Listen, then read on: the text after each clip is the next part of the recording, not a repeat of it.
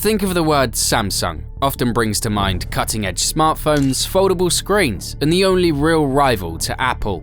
Once the undisputed king of Android mobiles, Samsung is now losing ground in the smartphone war. In fact, since 2023, the last time anyone other than Samsung led the world in smartphone sales. Instagram was just a quirky new app and LeBron James hadn't won an NBA championship yet. Samsung was on the longest winning streak in mobile history until Apple dethroned them, ending a 12-year reign at the top. Even in 2024, Samsung's market share slipped again, from 19.5% to 18%, a slow but undeniable decline.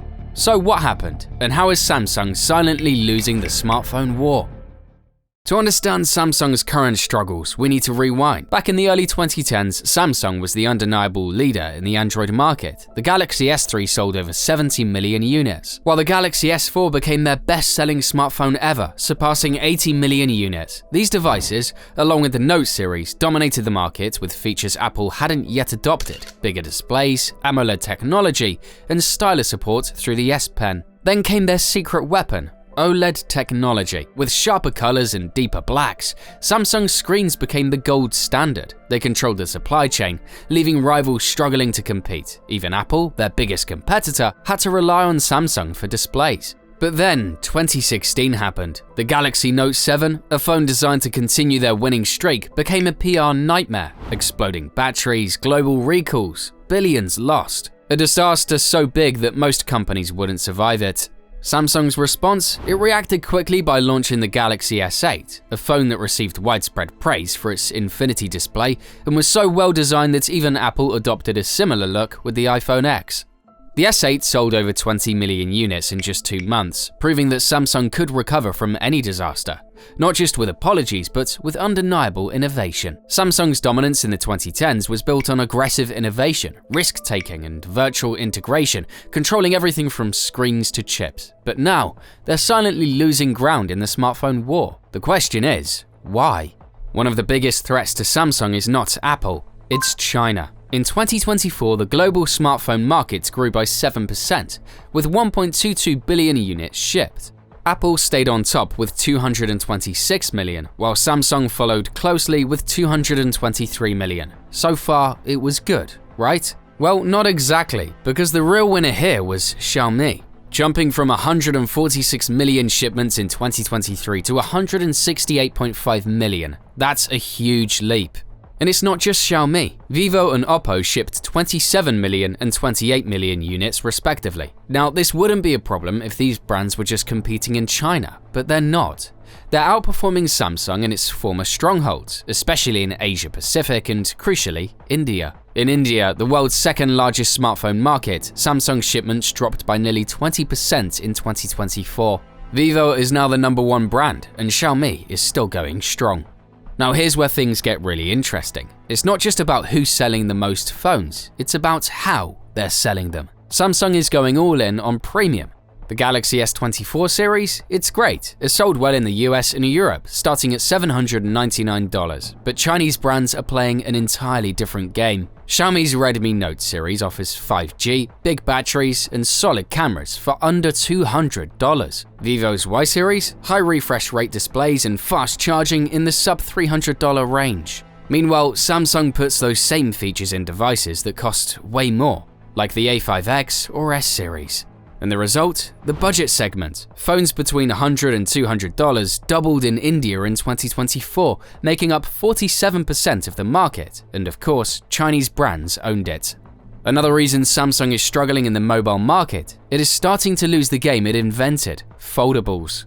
The Z Fold 6 launched at a staggering $1,899. The Z Flip 6, $1,099. Sure, Samsung threw in massive discounts, like 50% off on Black Friday 2024, to make them more appealing. But let's be real, these are still luxury gadgets. Compare that to the global average smartphone price of $363. Samsung's foldables don't just feel expensive, they feel completely out of reach for most buyers.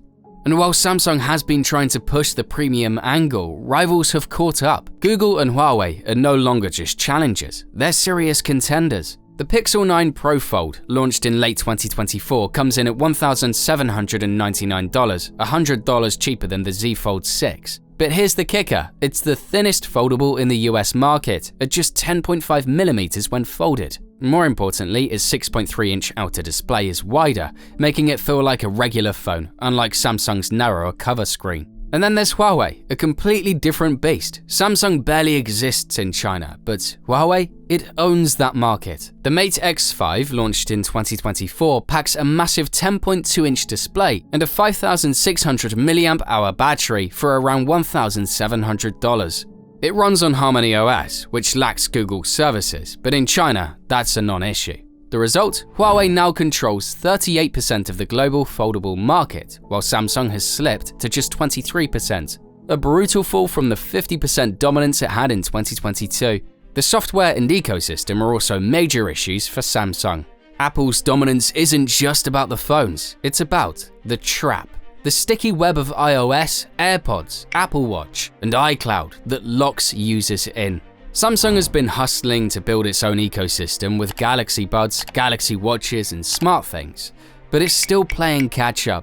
See, Apple's ecosystem is a walled garden. AirDrop moves files instantly. Continuity lets you switch between devices effortlessly. Your Apple Watch even unlocks your Mac. No passwords needed. Once you're in, you rarely leave. Samsung's answer? One UI 6.1, powering the Galaxy ecosystem. Buds 3, Watch 7, and SmartThings. QuickShare mimics AirDrop, but it's not seamless. Users report SmartThings lag, connectivity issues with Buds 3, and an overall experience that lacks Apple's polish. According to Counterpoint, only 50% of Galaxy users own a paired accessory, compared to Apple's 70%.